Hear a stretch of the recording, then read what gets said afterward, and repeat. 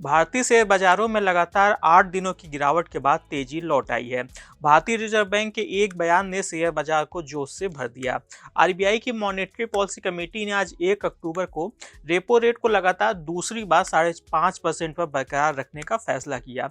लेकिन साथ ही आरबीआई ने यह भी कहा कि space has open for policy support, यानी कि पॉलिसी सपोर्ट के लिए आगे दरों में कटौती की गुंजाइश बनी हुई है। मनी कंट्रोल ने मार्केट एक्सपर्ट से बात करके 10 ऐसे शेयरों की लिस्ट बनाई है जिन पर अगले 3-4 हफ्तों के दौरान आरबीआई के इन फैसलों के चलते हलचल देखने को मिल सकती है।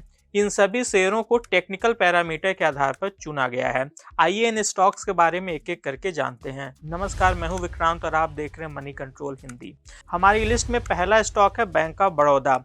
वेब्स स्ट्रेटजी एडवाइजर्स के फाउंडर और सीईओ आशीष कयाल का कहना है कि बैंक ऑफ बड़ौदा ने डेली चार्ट पर ट्रायंगल पैटर्न से ब्रेकआउट दे दिया है और इसे रीटेस्ट भी कर लिया है, जो कि ट्रेंड लाइन सपोर्ट से खरीदारी का संकेत देता है। 3 कैंडलस्टिक नियमों के मुताबिक भी इसका ट्रेंड पॉजिटिव है। उन्होंने शेयर को खरीदने की सलाह दी है। उसके लिए टारगेट प्राइस पहले 271 और फिर 285 रुपये रखा है। वहीं पर इसके लिए स्टॉप लॉस 260 रुपये पर लगाने की सलाह दी गई है। दूसरा स्टॉक है Bank of India. LKP securities के टेक्निकल एनालिस्ट वत्सल भुवा ने इस शेयर को खरीदने की सलाह दी है। उन्होंने कहा कि बैंक ऑफ इंडिया ने शेयर बाजार में आए हालिया उतार चढ़ाव के बावजूद मजबूती दिखाई है। चार्ट पर राउंडिंग पैटर्न के साथ शेयर ने बुलिश कैंडल बनाते हुए रेजिस्टेंस लेवल के ऊपर क्लोजिंग दी है। फ्यूचर्स डेटा में 2 सेशन से लॉन्ग बिल्डअप दिख रहा है। इसे देखते हुए उन्होंने इस शेयर को 136 रुपए के टारगेट के साथ खरीदने की सलाह दी है और स्टॉप लॉस 119 रुपए पर लगाने को कहा है। तीसरा स्टॉक है इस लिस्ट में डीएलएफ। वत्सल बुआ ने कहा है कि डीएलएफ के शेयरों में हाल ही में तेज गिरावट देखने को मिली थी, जो कि 793 रुपए के सप्लाई जोन के पास शुरू हुआ। हालांकि स्टॉक ने करीब 710 रुपए पर सपोर्ट लिया है, जहां से अब डेली चार्ट पर एक पॉजिटिव डाइवर्जेंस देखा जा रहा है। उन्होंने कहा कि ये शेयर में एक पुलबैक का संकेत है। उन्होंने शेयर को 750 रुपए के टारगेट प्राइस के साथ खरीदने की सलाह दी है और स्टॉप लॉस 699 रुपए पर लगाने को कहा है। चौथा स्टॉक है इस लिस्ट में केनरा बैंक।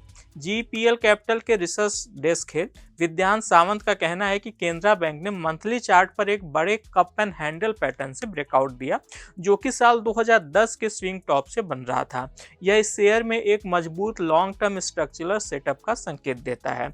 साथ ही इसका आरएसआई भी कई टाइम फ्रेम्स में 60 के ऊपर बना हुआ है, जो कि बुलिश मोमेंटम के जारी रखने का संकेत देता है।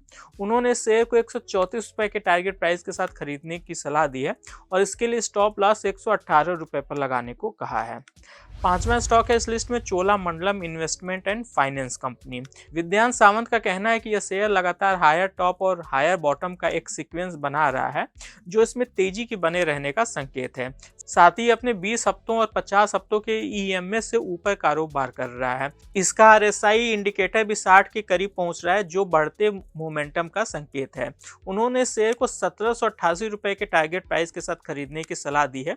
वहीं स्टॉप लॉस 1530 रुपए पर लगाने को कहा गया है। छठा स्टॉक है इस लिस्ट में बजाज फाइनेंस। मेहता इक्विटीज के टेक्निकल एनालिस्ट रियांक अरोड़ा का कहना है कि बजाज फाइनेंस ने अपने ब्रेकआउट प्राइस को रिटेस्ट किया है और पहले के कंसोलिडेशन एरिया के ऊपर मजबूती से बना हुआ है, जो ट्रेंड के जारी रहने का संकेत देता है। यह शेयर पिछले ऑल टाइम हाइज के ऊपर ट्रेड कर रहा है और इसमें संस्थागत खरीदारी का भी संकेत दिख रहा है। रियांक ने शेयर को 1100 रुपए के टारगेट प्राइस के साथ खरीदने की सलाह दी है और इसके लिए स्टॉप लॉस 950 रुपए पर लगाने को कहा है। सातवां स्टॉक है इस लिस्ट में state bank of India. Riyank Arora का कहना है कि एसबीआई अपने बुलिश मोमेंटम को बनाए हुए है, जो इसके राइजिंग वेज फॉर्मेशन से ब्रेकआउट की पुष्टि करता है। शेयर का ब्रेकआउट एरिया के ऊपर टिके रहना एक पॉजिटिव संकेत है। रियांक ने शेयर को 950 रुपए के टारगेट प्राइस के साथ खरीदने की सलाह दी है और स्टॉप लॉस 840 रुपए पर लगाने को कहा है। आठवां स्टॉक है इस लिस्ट में श्रीराम फाइनेंस। लक्ष्मी श्री इन्वेस्टमेंट के रिसर्च हेड अंशुल जैन का कहना है कि यह शेयर एक इंटरेस्टिंग टेक्निकल सेटअप दिखा रहा है, जो कि ट्रेडर्स के लिए आकर्षक हो सकता है। पिछले 24 दिनों में इसने एक छोटा कप एंड हैंडल पैटर्न बनाया है, जो एक क्लासिक बुलिश संकेत है। उन्होंने कहा कि फिलहाल शेयर एक हायर लो बना रहा है और 640 रुपए के नेकलाइन के करीब पहुंच रहा है। इस स्तर से ऊपर ब्रेकआउट पर न केवल शॉर्ट टर्म मजबूती की पुष्टि होगी, बल्कि यह एक बड़े मूव का रास्ता भी खोल सकता है। उन्होंने शेयर को 715 रुपए के टारगेट प्राइस के साथ खरीदने की सलाह दी है और स्टॉप लॉस 600 रुपए पर लगाने को कहा है। नवा स्टॉक है इस लिस्ट में एक्सिस बैंक। अंशुल जैन का कहना है कि एक्सिस बैंक का शेयर फिलहाल एक हायर लो बना रहा है, साथ ही अपने पिछले स्विंग हाई को रीटेस्ट कर रहा है। अगर यह शेयर 1171 रुपए का स्तर को पार करके उसके ऊपर टिका रहता है तो इस हायर लो पैटर्न की पुष्टि हो जाएगी। अगर ऐसा होता है तो फिर यह शेयर निकट भविष्य में 1240 रुपए के स्तर तक जा सकता है। उन्होंने शेयर को 1240 रुपए का टारगेट प्राइस दिया है और स्टॉप लॉस 1100 रुपए पर लगाने की सलाह है। हमारी लिस्ट में 10वां और आखिरी स्टॉक है एचडीएफसी बैंक। एचडीएफसी बैंक ने 942 रुपए के आसपास ट्रिपल बॉटम बनाकर एक मजबूत टेक्निकल सेटअप दिखाया है।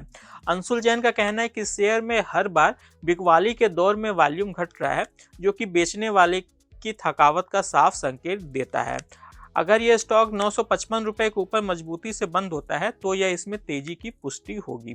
उन्होंने शेयर को 976 रुपए के टारगेट प्राइस के साथ खरीदने की सलाह दी है और स्टॉप लॉस 930 रुपए पर लगाने को कहा है। आज के इस खास वीडियो में बस इतना ही। आपको यह जानकारी कैसी लगी हमें कमेंट कर जरूर बताइएगा। जाते जाते हम ये साफ करना चाहेंगे कि हमने आपको स्टॉक को लेकर जो भी राय या टारगेट प्राइस बताया है वो एक्सपर्ट्स की खुद की राय है, न कि मनी कंट्रोल की। निवेश से जुड़ा कोई भी फैसला लेने से पहले किसी सर्टिफाइड इन्वेस्टमेंट एडवाइजर से जरूर सलाह लें। बिजनेस और स्टॉक मार्केट से जुड़े ऐसी खबरों के लिए आप हमारी मनी कंट्रोल हिंदी की वेबसाइट को विजिट कर सकते हैं। इसके अलावा आप हमें यूट्यूब, फेसबुक, इंस्टाग्राम और एक्स यानी कि ट्विटर पर भी फॉलो कर सकते हैं। Thank you.